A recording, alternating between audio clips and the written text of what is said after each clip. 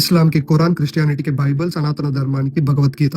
ఇంతే అనుకుంటున్నారు కదా? కాదు. ఈ రోజు ఈ ధర్మాన్ని సముద్రం అని ఎందుకంటారో చెప్తాను, పూర్తిగా చూడండి. చెట్టు వేర్ల నుండి స్టార్ట్ చేస్తే 4 వేదాలు: ఋగ్వేదం, యజుర్వేదం, సామవేదం, అథర్వణ వేదం. అండ్ ఈ వేదాలకి మళ్ళీ ఉపవేదాలు, సబ్ కేటగిరీస్ లాగా ధనుర్వేద, ఆయుర్వేద, గంధర్వ వేద, అర్థశాస్త్రం. మళ్ళీ వీటన్నిటిని అర్థం చేసుకుని ముందుకెళ్ళడానికి 6 వేదాంగాలు: శిక్ష, వ్యాకరణ, ఛందస్సు, నిరుక్త, జ్యోతిష్య, కల్ప.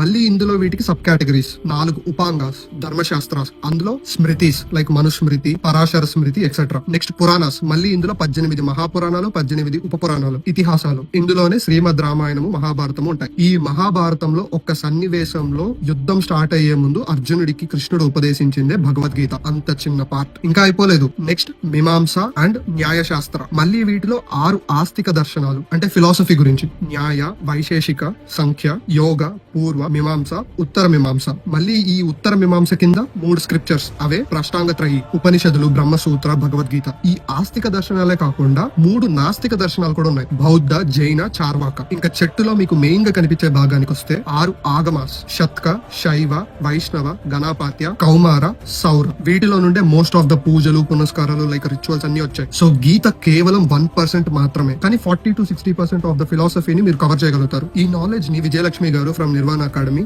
ఇంగ్లీష్ లో షేర్ చేశారు. బట్ నాకు మన తెలుగు వాళ్ళకి షేర్ చేయాలనిపించి మళ్ళీ చేశాను, అందరికీ అవగాహన ఉండాలని. ఫైనలీ చెప్పొచ్చేది ఏంటంటే, ఇది రిలీజియన్ కాదు, హ్యూమన్స్ కి ఒక మాన్యువల్, యూనివర్స్ కి బ్లూ ప్రింట్. వేల సంవత్సరాల క్రితమే సిస్టమాటిక్ గా డాక్యుమెంట్ చేశారు. బ్లైండ్ గా నమ్మడానికి కాదు, అర్థం చేసుకోవడానికి. Pure science. జై హింద్, జై భారత్, జై శ్రీరామ్.